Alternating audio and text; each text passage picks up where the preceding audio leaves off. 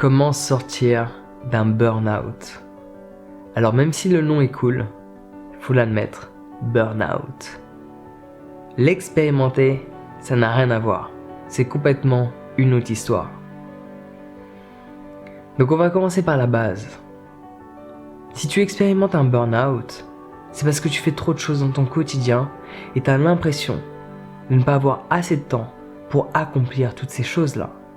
Par ce fait, elles s'accumulent, tu les repousses au lendemain, non pas parce que tu n'as pas envie de les faire, mais parce que tu n'as pas assez de temps, vu que tu fais plein de choses à la fois. Et à un moment donné, tu as envie d'abandonner ce que tu as commencé. Et pourtant, tu as dépensé énormément de temps, énormément d'argent, énormément d'énergie dans certains projets. Mais tu nages sous les obligations. Tu nages sous les choses que tu dois faire absolument parce que tu en as fait des priorités. Et le problème provient de là. C'est que tu vas distinguer plein de choses comme étant des priorités sans même distinguer quelle est ta priorité. Quelle est ta priorité d'aujourd'hui?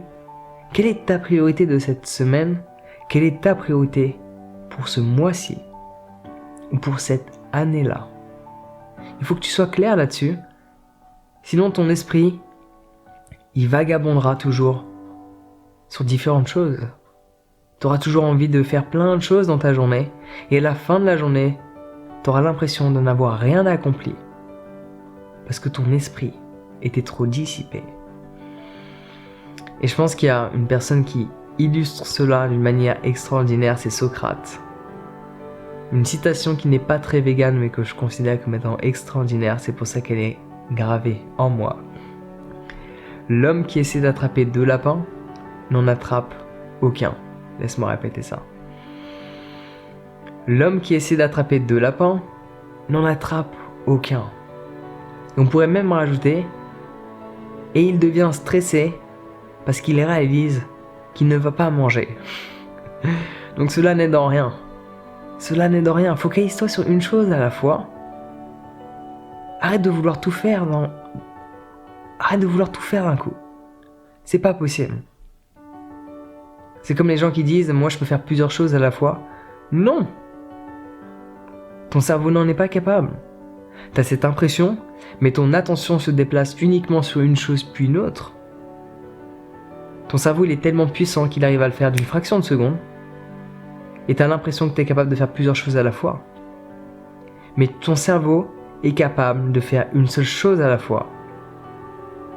Mais on n'arrive pas à déplacer toute notre attention sur une chose pendant plus de 6 secondes. Parce que notre attention, notre concentration est trop perturbée par toutes les images que l'on voit à longueur de journée qui bougent constamment. Donc le meilleur conseil que je peux te donner à l'heure actuelle, c'est pas quelque chose que je vais te dire tous les jours. Donc profites-en. Parce que généralement, j'ai plus tendance à te dire, bouge-toi les fesses. Il serait peut-être temps d'agir. Il serait peut-être temps de mettre tes peurs de côté et commencer à passer à l'action. Et arrête de dormir des heures et des heures. Et bien là, tu vois le conseil que je vais te donner? C'est qu'il serait peut-être temps de faire une pause. Il serait peut-être temps d'appuyer sur le bouton break. Aujourd'hui, je vais me coucher plus tôt. Demain, je vais me réveiller plus tard. Et si tu es vraiment dans une phase où cela n'est pas une option pour toi, chose qui se comprend, parce que quand tu te rapproches de ce burn-out, tu as plein de choses à faire. Et tu n'arrives pas à supprimer telle et telle chose de ton quotidien parce que tu les considères toutes comme étant super importantes.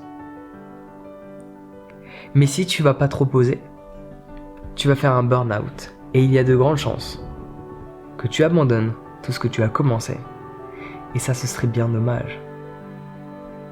Donc si tu peux pas te coucher plus tôt, si tu peux pas dormir un petit peu plus, fais des petites siestes. Fais des coupures dans ta journée. Fais certaines choses qui ne te demandent pas beaucoup d'efforts et qui te déconnectent totalement de ce que tu fais dans ton quotidien. C'est ce qui va te permettre de mieux te sentir et de continuer à avancer. Mais il y a un point sur lequel j'aimerais m'attarder également. Qu'est-ce qui cause ce stress? Est-ce uniquement parce que tu tiens vraiment à cette chose et Tu y mets vraiment du tien? T'as envie d'avancer? Ou c'est tout simplement parce que tu n'aimes pas ce que tu fais?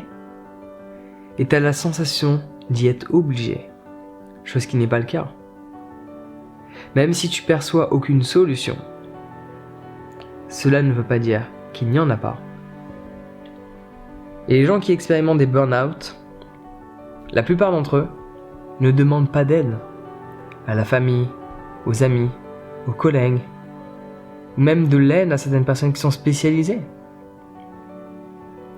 On a trop de fierté pour se faire aider, mais parfois, c'est une grande utilité. Donc je le répète, tu peux regarder des milliers d'astuces, de conseils qu'il peut y avoir sur le sujet. Le meilleur conseil, c'est de dormir. Voire dormir plus et méditer davantage. Parce que la méditation va donner cette clarté d'esprit. Et tu pourras mieux réfléchir, mieux évaluer ta situation et mieux déterminer quel objectif tu dois mettre en priorité. Parce que cette histoire de burn-out provient majoritairement parce que tu n'as pas mis la bonne chose en priorité numéro 1, puis numéro 2, puis numéro 3. Quelle est ta priorité? Fais cette chose en premier, mets le reste de côté. Et je peux t'assurer que ton burn-out ne devrait pas arriver. Voilà mon petit conseil sur cette histoire de burn-out. Dors bien. Ou fais une sieste. Plusieurs fois dans la journée. Même si c'est 5 minutes, même si c'est 10 ou 15 minutes, tu vas avoir la sensation d'être ressourcé, d'être prêt à nouveau à recommencer une nouvelle journée. Sur ce, prends soin de toi et on se voit bientôt.